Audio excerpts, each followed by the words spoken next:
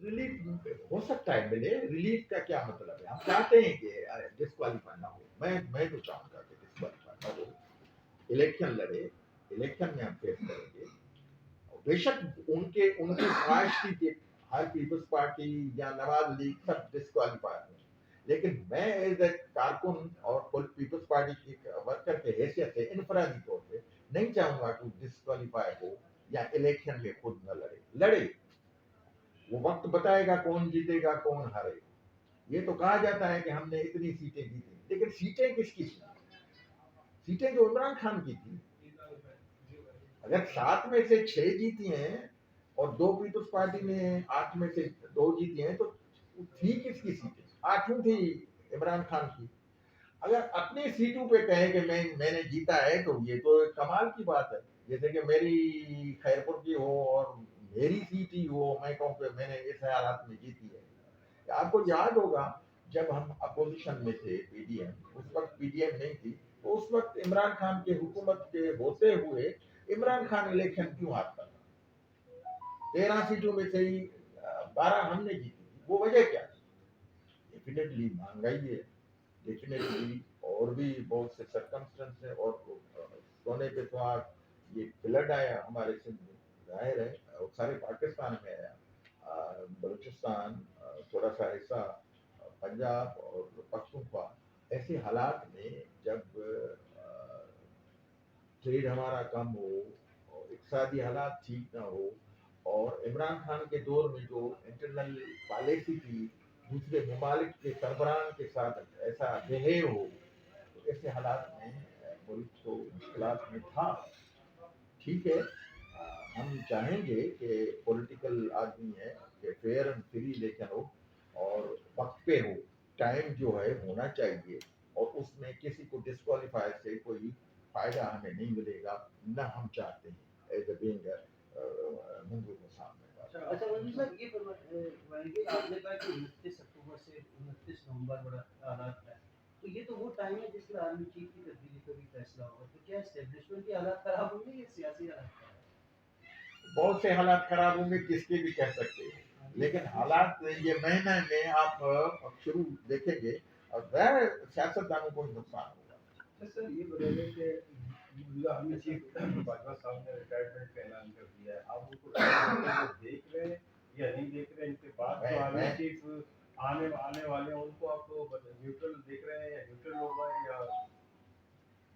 Neutral की तो बाद की बात है, लेकिन 19 तक तो देखे ना, 29 तक देखे हैं, नवंबर तक ना, कि क्या हो रहा है। जाहिर है जो भी आएगा न्यूट्रल। ये भी न्यूट्रल थे, ये भी जब 2018 में इमरान खान को ले आए थे, तो तब भी तो न्यूट्रल थे या नहीं थे? बकौल इमरान खान के उस वक्त न्यूट्रल नहीं थे क्या? अच्छा वसंत सर, इमरान खान का बयानिया मकबूल क्यों है? एक तरफ 13 14 15 जमाते हैं, तो दूसरी तरफ एक ही अकेला खान है और उसका बयानिया जो मकबूलियत की पता नहीं बुलंदियों पे है, क्या है? तो ये क्यों है? इसकी क्या वजूहत है कि सियासतदान की हैसियत से आप क्या समझते हैं, क्या तज्जिया करेंगे कि ऐसे क्यों है? नवंबर के फर्स्ट वीक में देखना कि क्यों मकबूल है, वो नजर आ जाएगा। नवंबर के फर्स्ट वीक में देखना कि मकबूल क्यों है। सर है भी या नहीं है। नवंबर के पहले हफ्ते में आप कह रहे हैं, फर्स्ट वीक में? फर्स्ट वीक में कि मकबूल है भी या नहीं है, वो फर्स्ट वीक ऑफ नवंबर आप देखिए। किसी को जाते हुए, किसी को आते हुए, बहुत से लोग नहीं, किसी को खुशी मनाते हुए, खासतौर पे हम ऐसे बिलावल होगा। की बात करेंगे। बहुत से इस पीरियड में कुछ जाएंगे, कुछ रहेंगे, कुछ बाहर चले जाएंगे। अच्छा ये बिलावल साहब का नाम लिया, उनकी शादी कब देख रहे हैं आप? कब सेहरा बांधे? वो तो कैप्टन तक है। अच्छा वसंत साहब, आपने कहा कि गवर्नमेंट जो है सीट जो है वो फ्री में देगी। जी सर, आपने कहा कि गवर्नमेंट सीट फ्री में देगी हारियों को। हाँ। अच्छा, हारी दो किस्म की, एक तो गरीब हारी है तो, और एक कुछ लोग वो हैं जो करोड़पति अरबपति जमींदार हैं, तो दोनों को फ्री में मिलेंगे या सिर्फ जो गरीब काश्तकार हैं उनको मिलेंगे? सेकंड ये कि पूरे सिंध में सैलाब नहीं आया है, जैसे कराची, हैदराबाद, निकोबार, टटोला, ये जो पट्टी है ये यहाँ ये सैलाब से महफूज है, तो फ्री में मेरा भाई, मैं आपको बताता हूँ कि हमारे पास लैंड ओनर 14 लाख है, यानी 14 लाख है, और 14 लाख में से जिनके पास 1 एकड़ से 12.5 एकड़ है वो 10 लाख है। जिनके पास 1 एकड़ से 12 एकड़ से 25 एकड़ है उनके पास 3 लाख है, और जिनके पास 25 एकड़ से ऊपर है, किसी के पास 100 है, किसी के पास 200 है या 1000 है, वो है तकरीबन 98,000। ठीक है, तो हमने ये सोचा कि अगर 13 लाख को दे रहे हैं और 1 लाख को नहीं देंगे तब भी ये होगा किसी को मिल रही है किसी को नहीं मिल रही। हमने सबके लिए अनाउंस कर दिया, तमाम जो एग्रीकल्चर हैं, जो हारी हैं। और वैसे आपको थोड़ा सा मैं बता दूं, 12.5 एकड़ हारी नहीं होता है, हारी तो है लेकिन वो खुद जिसके पास जमीन ओनर है वो ही खुद खेती बाड़ी करेगा, काश्तकार। अच्छा, वैसे क्या होता है कि बड़े जो जमींदार हैं 25 एकड़ से ऊपर, वो बीज हारियों को देना पड़ता है। ढल जो है वो जमींदार देता है, बीज हारी को। तो वो सारे अगर बड़े ओनर को नहीं दे रहे थे तो वो बीज बेचारे हारी ही बर्दाश्त कर सकते थे। तो हमने सबके लिए, यानी आप यूं समझें 14 लाख एकड़ के लिए फ्री ऑफ कास्ट 50 केजी पर एकड़ हमने देना है, जो कम से कम 2 तारीख 3 तारीख को शुरू ये तमाम सिंध के लिए सिर्फ सैलाब इलाकों के लिए? जिधर तमाम सिंध के लिए सिर्फ सैलाब इलाकों के लिए? नहीं, सारे मंजू साहब, सारे मंजू साहब, गन्ने की फसल क्या होना चाहिए? हमें देख लें जी। शुगर मिल मालकान ये कह रहे थे कि जो उनकी जो चीनी है वो गोदामों में भरी पड़ी है और हुकूमत जो बाहर भेजने की इजाजत नहीं दे रही। तो अब ये क्रचिंग का दोबारा सीजन शुरू होने वाला है। क्या शुगर मिल मालकान ने राब्ता किया है कि नई फसल के हवाले से? देखो, कल मेरी मीटिंग है, कल मेरी मीटिंग है एग्रीकल्चर डिपार्टमेंट की। उसमें ग्रोवर्स भी हैं और शुगर मिल के मालकान भी हैं और एसोसिएशन के कुछ और आबादगार एसोसिएशन या जो भी हैं, वो चैम्बर ऑफ कॉमर्स सब हैं। उसमें आपको याद होगा कि लास्ट ईयर भी मेरी हुकूमत थी, मैं आया था, तो उस वक्त हमने 200 से 250 रुपया रेट मुकर्रर किया था, जो कि पंजाब में 225 था। और हमने क्रेशिंग भी जो शुगर मिल वालों की थी, पहली बार यानी 8 नवंबर को नहीं 8 अक्टूबर को शुरू की। अब हालात ऐसे हैं कि अब सरकमस्टेंस ऐसे हैं कि पंजाब, हम भी वेट कर रहे हैं कि पंजाब की गवर्नमेंट ने क्या रेट मुकर्रर किया है, और हमें कल से मीटिंग में बताना पड़ेगा कि हम क्या करना चाहते हैं। और उसके अलावा मैं आपसे एग्री कर रहा हूँ, अगर एक्सेस में शुगर पड़ी है हमारे पास तो उनको एक्सपोर्ट करना चाहिए। अब वो फेडरल गवर्नमेंट का काम है, हमारा काम नहीं है। फेडरल गवर्नमेंट का कहना है कि हो सकता है कि जो फिगर बताई जाती है वो शुगर हो ही ना। अगर शुगर हम एक्सपोर्ट करेंगे तो फिर प्रॉब्लम होगा, फिर कहाँ से हम इंपोर्ट करेंगे, फिर दोबारा वही हाल होगा। इस वजह से अच्छा पंजू साहब, जैसे आप सिनारियो सियासी बता रहे हैं, इसमें जो मुल्क में इलेक्शंस हो रहे हैं या नहीं हो रहे हैं? अब ये मैं बताऊंगा आपको कि 29 अक्टूबर से 29 नवंबर के दौरान क्या हो रहा है, क्या होगा, उसके बाद ही मैं बता सकूंगा कि इलेक्शन होंगे नहीं होंगे, कब होंगे।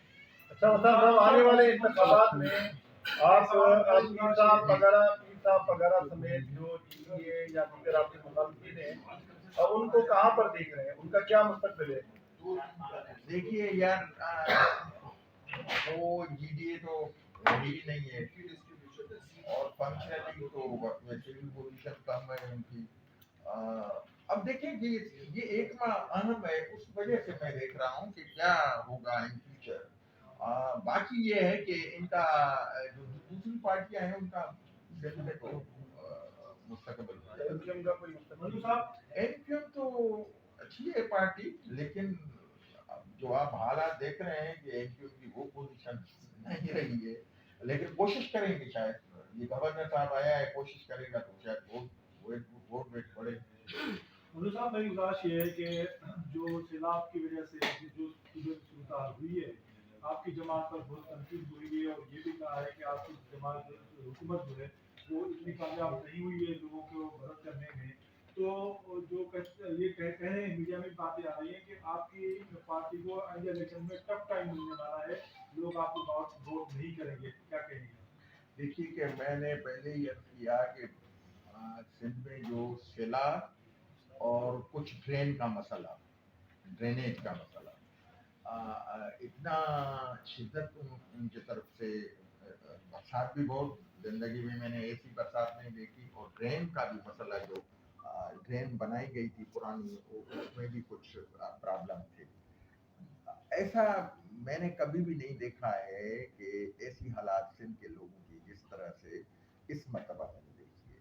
हाँ, मैंने ये ज़रूर आपसे मैं एग्री कर रहा हूँ कि कुछ कोताहियाँ हुई होंगी, लेकिन हमने अवाम इतना इलाके इतने ज़ेरे आब थे और घरों में पानी था, तो निकाल का कोई तरीक़ेकार नहीं था, किधर करें क्या करें, ये थोड़े से प्रॉब्लम हुए हैं। लेकिन हम सिंध गवर्नमेंट सोई हुई नहीं थी, हर हेल्प में उनके साथ थी, इनफरादी और इज्तमाही हमने फुल सपोर्ट की है। बाकी कभी कभी ऐसी बातें आ जाती हैं तो वो अलग बात है, लेकिन हमने अब तक कोशिश कर रहे हैं, अब भी पानी निकाल रहे हैं, अभी भी सीड दे रहे हैं और कंपनसेशन दे रहे हैं।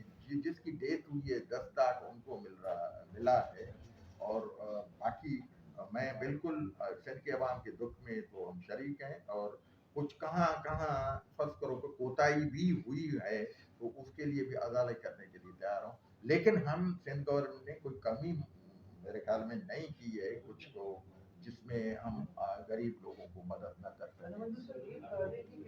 आइंदा इंतखाबात में मुस्लिम लीग ग्रुप के शरीफ का मुस्तकबिल देख रहे हैं या शहबाज शरीफ का, आपस में इतने हो कौन आप देख रहे हैं? आप वेट क्यों नहीं कर रहे हो कुछ दिनों के लिए? भाई नवाज शरीफ हेड तो वो है, लेकिन शहबाज शरीफ भी काम सही कर रहा है, वो दोनों भाइयों का मसला है। अगर कामरान किशोरी एमपीएम का वोट बैंक कैसे बढ़ाएगा? वो दर दर जाएगा, लोगों से कहेगा एमपीएम में बैठकर ऐसा कोई जादू का जवाब देगा कि उनका वोट बैंक अचानक से बढ़ जाएगा। ये बात जरा खुल के बताएंगे, आपने जरा लफ्जों में दबा दिया है इसको। नहीं, वो तिसोरी साहब जाहिर है जिसको जो लोग लाए हैं, जाहिर है जो पार्टी जो कैमरा लाई है, साम सर कैमरा वो जो पार्टी लाई है तो वो उससे काम तो लेना है, लेकिन किस तरह कामयाब हो सकते हैं नहीं हो सकते हैं वो तो वक्त बताएगा। किशोरी साहब से किस तरह का काम लेंगे? क्या बलदियाती जो लाए वो काम लेंगे या पार्टी काम लेंगे? पता नहीं, दोनों तरफ से कराची में इज्तिमाई है, इज्तिमाई नहीं है, दोनों तरफ से है। गवर्नर आपका भी है या कराची खाली में एमक्यूएम का है? कराची में सर गवर्नर आपका भी है या खाली एमक्यूएम का है? वो सिंध का गवर्नर है, लेकिन हमारा भी हो सकता है। सर क्या कराची के बलदियाती इंतखाबात में पीपल्स पार्टी मेयर ला सकेगी? क्यों नहीं, अगर आवाम ने वोट दिया तो हम मेयर लाएंगे, वो हम धांधली नहीं करेंगे, धांधली की बात नहीं है, लेकिन अगर लाए आवाम लाएंगे, जीतेंगे। जिस तरह से अभी देखा इलेक्शन में पीपल्स पार्टी जीती है, एमक्यूएम हारी है, अलग बात है, लेकिन अवाम अब देख रहा है कि अवाम डायरेक्ट देख रहा है कि भाई पीपल्स पार्टी काम कर रही है। माण्हू वीचारा खां एपीटी न हुआ